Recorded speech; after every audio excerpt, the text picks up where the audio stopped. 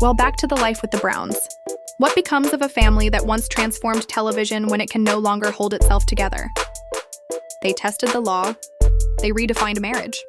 They invited millions of strangers into their homes, their faith and their heartbreak. But in the end, their fiercest battles weren't fought in courtrooms or under the glare of media lights. They were fought at the dinner table in whispers, in jealousy, in tears. This is the final chapter of the Browns. Not just how it unraveled, but what legacy it left behind. It began with a television show, and it ended in a federal courtroom. Picture it, 2010, a quiet weekday evening. You're flipping through channels when something strange catches your eye. A man walks into a living room, surrounded not by coworkers, not by friends, but by women. Several women, his wives. Yes, wives plural. The man was Cody Brown. The show was SisterWives. And what began as a quirky curiosity on TLC quickly erupted into a national firestorm that would drag the Browns from reality TV into the crosshairs of the law itself. The Browns lived in Lehi, Utah, a deeply conservative community where family values were praised, but where polygamy had been outlawed for generations. Cody Brown, guided by what he claimed was spiritual calling, built his world with 4 women: Mary, Janelle, Christine, and later, Robyn. To outsiders, their lives seemed bizarre. To them, it was normal. Birthday parties, chore charts, laughter, tears, and the endless chaos of raising 18 children. When TLC approached them about filming, it was a gamble. Fame wasn't their goal. The Browns wanted to change America's perception of plural marriage. They wanted to prove it wasn't about cults or compounds, it was about love, faith, and choice. So they opened their doors, their hearts, and their lives to cameras. The premiere of SisterWives in 2010 was explosive. Overnight, the Browns became controversial celebrities. Viewers were split, some hooked, others horrified. But it wasn't just the audience paying attention. Utah law enforcement began taking notes. Because in Utah, polygamy wasn't just taboo, it was a crime. The law was blunt. Even if a man was legally married to only one woman, if he cohabited with others and called them wives, it was considered felony bigamy. Translation? Cody Brown, married legally to Mary, but living and presenting Janelle, Christine, and Robyn as wives, had just admitted to a felony on national television. The Browns thought they were sharing their truth. Instead, they had walked straight into a legal minefield. Within days of the show's debut, the Utah County Attorney launched a criminal investigation. Suddenly, this wasn't entertainment, it was survival. The Browns feared prosecution. Would Cody go to prison? Would the wives lose custody? Could the children be taken away? The pressure was suffocating. The Browns made a desperate decision: pack up everything and flee Utah. They left behind homes, memories, and community, resettling in Las Vegas, where the law was less aggressive. They had escaped prosecution for now, but the fight was far from over. Most families in their position would have gone silent. Not the Browns. They did the unthinkable. They sued the state of Utah, claiming its anti-polygamy law was unconstitutional. Their case, Brown v. Booman, argued that the law violated their First Amendment rights of religion and association, as well as their 14th Amendment rights to privacy and equal protection. They weren't asking for multiple marriage licenses. They wanted the right to live together, spiritually and freely, without being branded as criminals. It was no longer just about the Browns. It was about every plural family living in fear. The media frenzy exploded. SisterWives sue Utah over polygamy law. The Browns weren't just reality TV stars anymore. They were civil rights activists, legal pioneers, and public lightning rods. Their every move was broadcast, every word scrutinized, every smile dissected. And still, their message was simple. We're not asking you to approve of us. We're asking you not to criminalize us. But behind the cameras, the toll was brutal. The children were anxious, teased at school, and afraid the knock on the door would come at any moment. The wives broke down under the weight of jealousy, exhaustion, and fear. Even Cody's charm and relentless optimism couldn't hide the cracks forming inside the family. And yet they pressed on. Because by then, it wasn't just their fight anymore. It was about redefining freedom, faith, and the meaning of marriage in America. What started as a television premiere had become a constitutional battle. What began with family dinners ended with federal filings. And through it all, the Browns clung to their belief that love itself shouldn't be a crime. Self shouldn't be a crime. Appearances aside, what the Browns had was a plural marriage, spiritual, but not on paper. And to the state of Utah, that alone was enough to count as a criminal offense. While America was falling in love with their warmth, honesty, and laughter on television, behind the scenes they were suffocating in fear. Every doorbell could be the police. Every shadow could be an investigator. Christine compared it to living under a microscope, waiting for the day someone would come and take them away. Mary admitted she felt like everything they built could collapse, simply because they told the truth. Even Cody, who strutted with confidence on camera, confessed he couldn't sleep. The fear was real, and it wasn't going anywhere. What was truly at stake? Not just Cody facing jail time, up to 5 years under Utah's bigamy law. Not just the wives being labeled as co-conspirators. They could lose their children. Their family could be torn apart. Their show could be shut down. Imagine building a life on faith, love, and integrity, only to have the law threaten to erase it. Not for violence, not for fraud, but simply because they existed. The evidence was right there on national TV. The Browns spoke of marriage. They spoke of religion. They lived openly as a plural family. From a prosecutor's point of view, that was all they needed. And with every episode, the case against them grew stronger. When the investigation became public, America split in two. Some demanded prosecution. They're criminals. They should be punished. But others were horrified.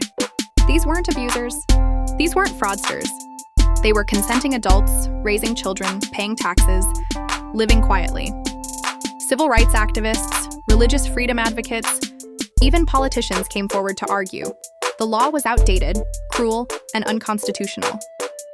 But none of that stopped the toll at home. The children began asking terrifying questions. Are we going to be separated?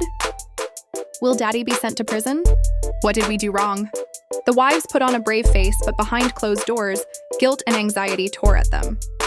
Mary carried the weight of being the only legal wife. Christine battled panic. Janelle clung to practicality. Robyn, still new to the family, wondered if she had made a catastrophic mistake.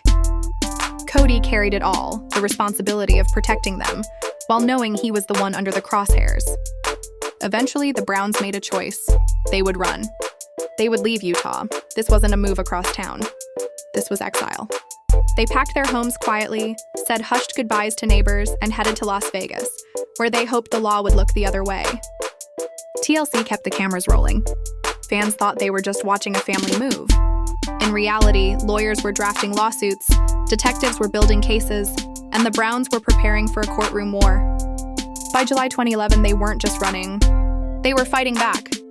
They filed a federal lawsuit challenging Utah's bigamy law as unconstitutional. This wasn't just about defending their family. It was about every plural family who lived in fear. They weren't asking for polygamy to be legalized. They were asking for it to be decriminalized, so families like theirs wouldn't face prison simply for existing. The prosecutors eventually closed the case when the Browns left Utah, but the damage was already done. Their lives were uprooted, their children traumatized. Their story no longer just entertainment, it had become history. The Browns had turned from reality TV stars into reluctant revolutionaries. And what began as a television show about faith and family had become a legal showdown about freedom, identity, and the right to simply live. To simply live. The Browns believed their fight was over when they fled Utah. But what began as a quiet escape soon transformed into something much bigger.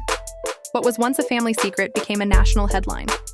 What was once a reality show became a constitutional battle. For the Browns, the Utah law was more than words on paper. It was a weapon, a statute that turned love into a felony, faith into a crime, and family into evidence. It punished them not for abuse, not for fraud, not for coercion, but for belief. For daring to live openly as a plural family. In that moment, they stopped being just television personalities. They became fugitives. And then, civil rights plaintiffs. When word of the lawsuit broke, it ricocheted across the nation. Headlines screamed, "Reality TV polygamists, sue Utah." Cable news anchors debated their fate. Some mocked the Browns. Others cheered them on. Civil liberties groups and religious freedom advocates rushed to their side. Overnight, the Browns weren't just a family under fire. They were the face of a constitutional controversy. The move to Las Vegas had been more than survival. It was a turning point. It bought them safety. It gave their children schools free from whispers of police investigations. It allowed TLC to keep rolling, ensuring their story stayed in the public eye. And most of all, it gave them something Utah never had. Space to breathe, to regroup, to be a family again. not defendants, not suspects, just human beings. But safety didn't mean silence. From interviews to blog posts to SisterWives episodes, the Browns delivered a clear message. We didn't leave because we were ashamed. We left because we had to. And now that we're safe, we'll fight for those who can't. And so, in July 2011, the Browns launched their boldest move yet. Brown versus Bowman, a federal lawsuit filed against the very prosecutor who had once threatened to destroy them. Their argument was simple yet seismic. Utah's bigamy law, Section 76.7.101, was unconstitutional. Why? Because it criminalized not actions, but beliefs. It allowed the state to prosecute families who used words like wife and husband, even if they had only one legal marriage license. It punished people for how they defined their love. The Browns' attorneys laid out 3 pillars of their case. First Amendment, freedom of religion. Their faith taught plural marriage. Utah's law made that faith a crime. 14th Amendment, right to privacy. What consenting adults did in their homes was their business, not the government's. Equal protection. Why were they targeted while open marriages, unmarried cohabitation, and polyamorous groups went untouched? The nation debated. Were the Browns trailblazers or troublemakers? Heroes of freedom or defenders of a controversial practice? But one thing was certain. Their fight forced America to look at polygamy in a way it never had before. Inside the courtroom, their attorneys laid out more than 400 pages of legal history, evidence, and constitutional argument. The state hit back, warning of fraud, abuse, and cult leaders like Warren Jeffs. But the Browns replied, "That's not us. We are not criminals. We are a family." And in December 2013, they won. Federal Judge Clark Wadoops struck down key portions of Utah's bigamy law as unconstitutional. The Browns could live as they always had, without the shadow of arrest hanging over their home. For the first time, love was no longer a felony. But victory was fleeting. Utah appealed, and the Browns' fight wasn't over. The Browns had won a historic battle in 2013, but history has a cruel way of rewriting itself. Just when it seemed freedom was theirs, Utah struck back. The family had already relocated to Nevada. Utah, feeling the weight of national scrutiny, quietly shifted its enforcement policy. Prosecutors announced they would only pursue bigamy charges when tied to abuse, fraud, or other crimes. On paper, it looked like mercy. In reality, it was strategy. With that one policy change, Utah argued the Browns no longer faced an immediate threat. The danger had been suspended, they said. And without the looming shadow of prosecution, the case itself, Brown versus Bowman, was declared moot. The 10th Circuit Court of Appeals overturned the ruling. The Browns hadn't lost because they were wrong. They lost because Utah found a loophole. Their victory, once hailed as a breakthrough for civil rights, was wiped away on a technicality. The law remained standing, even if the state chose not to use it. It was a bitter ending, half triumph, half tragedy.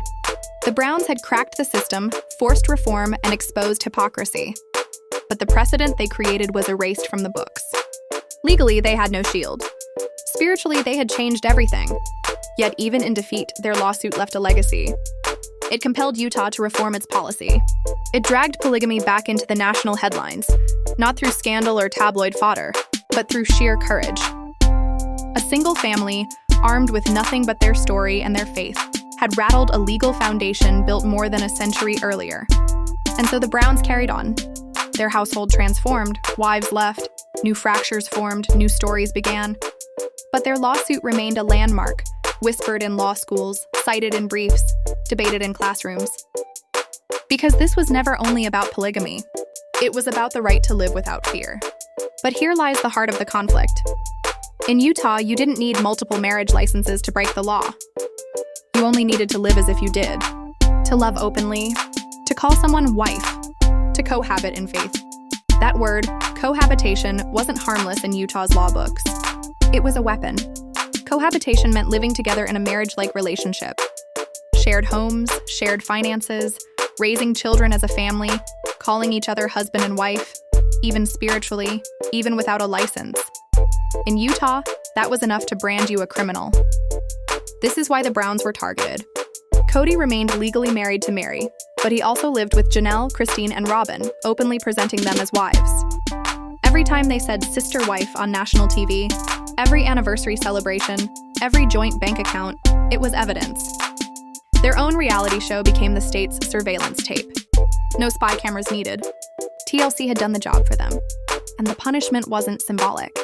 Each count of unlawful cohabitation carried up to 5 years in prison. Cody could have faced 15 years if prosecutors stacked the charges.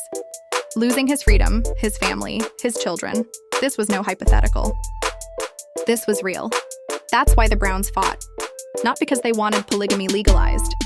Not because they sought multiple marriage licenses. But because the law criminalized speech. It criminalized belief. It criminalized the word wife. Critics saw the hypocrisy. A married man could cohabit with a mistress and escape scrutiny. A polyamorous trio could live together with no legal issues. Swingers, open marriages, unconventional households, all fine. But call it spiritual marriage? Call it wife? Suddenly, it was a felony. The Browns' lawyers drew the line clearly. This wasn't about criminal conduct. This was about criminalizing identity, faith, and language. And that's why Brown vs. Boomin mattered. Even if the ruling was overturned, the Browns forced Utah's hand. The state retreated. Prosecutors stopped chasing peaceful families. And in 2020, the unthinkable happened. Utah reduced bigamy from a felony to an infraction, little more than a traffic ticket, unless tied to other crimes. That change can be traced back to one family who refused to hide. In the end, the Browns' greatest legacy wasn't winning in court. It was forcing the world to see them, not as felons, but as people. Their fight wasn't about polygamy. It was about freedom. Because when a government tells you who you're allowed to love, you fight back. You fight back. It was never just about defying the law.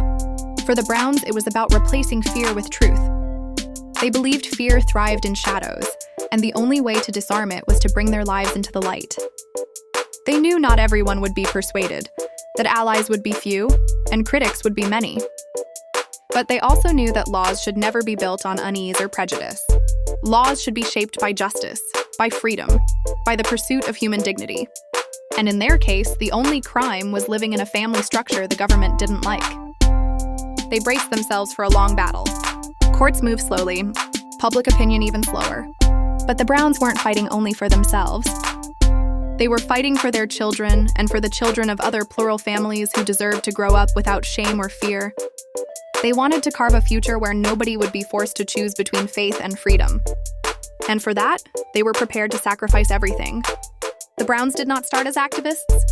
They started as a family who refused to lie. Their bravery was born not of politics, but of love. And in a climate of ridicule, lawsuits, and criminal threats, their authenticity became their strongest weapon. But when one family defies the system always retaliates. The Browns fled Utah to protect their children. They sued the federal government in the landmark case Brown vs. Boomin, and in 2013, they won. A federal judge invalidated central parts of Utah's anti-bigamy statute, ruling it unconstitutionally vague and in violation of free speech, privacy, and equal protection. For the first time in over a century, plural families were able to breathe without the looming threat of handcuffs. But Utah was not finished. For state leaders, the ruling was a nightmare. They believed it opened the door not just for families like the Browns, but for abuse, fraud, and chaos. Their fear was not new. It stretched back to the 1800s when the federal government crushed early Mormon polygamy. Though the mainstream LDS Church abandoned plural marriage in 1890, Utah kept its laws ironclad. Judge Wadoops's ruling cracked those laws wide open, and for conservative leaders in Salt Lake City, it was unacceptable. The Attorney General's office appealed. Their message was clear. This case wasn't about the Browns. It was about keeping a tool on the books to fight future crimes, especially citing the horrors of Warren Jeffs and the FLDS cult. In essence, Utah was saying, "We don't fear the Browns. We fear who comes next." The 10th Circuit Court of Appeals now held the Browns' fate in its hands. But here, Utah played its smartest move. Mid-lawsuit, the state quietly shifted its own policy. It announced it would prosecute polygamy only when tied to crimes like child abuse, welfare fraud, or domestic violence. By narrowing its enforcement, Utah undercut the Browns' case entirely. Judges now had to ask, did the Browns truly face a threat of prosecution anymore? Was there even a live controversy left to rule on? The case was eventually dismissed on procedural grounds. For the Browns, it felt like a rug pulled from beneath them. For Utah, it was a tactical victory. Yet the Browns' fight had already ignited a fire they couldn't extinguish. The family show SisterWives kept the conversation alive. Week after week, millions watched not just their legal war, but their daily struggles: parenting, jealousy, finances, faith, and survival. Their children grew up before the world's eyes, facing taunts, questions, and identity crises. Some embraced plural marriage, others rejected it. But all of them were shaped by the extraordinary burden of being raised inside America's most controversial family. And through it all, the Browns remained visible. For many, that visibility was transformative. For the first time, plural marriage wasn't synonymous with cults or coercion. Viewers saw women who had agency, children who flourished, and relationships based on choice, not force. It didn't convince everyone, but it forced people to see what they had ignored for decades. In 2020, Utah did the unthinkable. The state legislature reduced consensual adult polygamy from a felony to an infraction, the legal equivalent of a parking ticket. For the Browns, it was vindication. They weren't celebrated, but they had undeniably shifted the ground. They were no longer outlaws. They had become trailblazers. But while they were winning legal battles, they were losing personal ones. The glare of the cameras revealed something no judge could fix: the disintegration of the family itself. Christine, once the heart of the household, left Cody after years of feeling invisible. Mary, after decades of distance and betrayal, finally walked away.